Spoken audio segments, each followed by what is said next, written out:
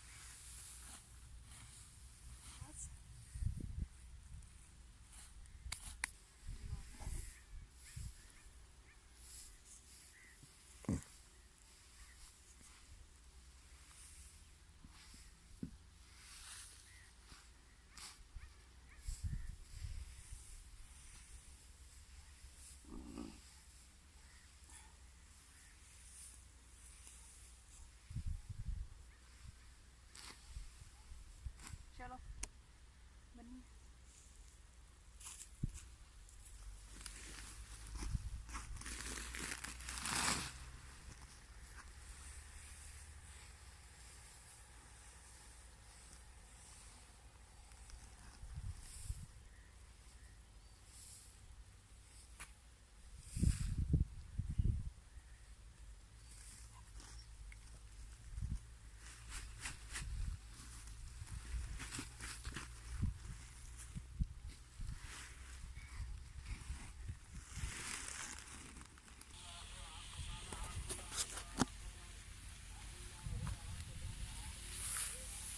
Viewers, थोड़ी हमने बांध लिया, तो अब हम जा रहे हैं चारा काटेंगे, फिर हम घर जाएंगे, जानवरों को डालेंगे जाके।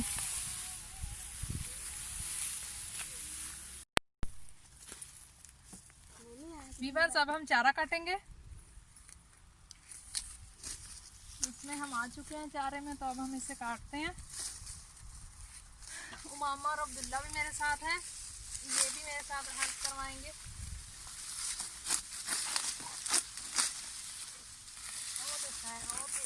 हौली आ गए।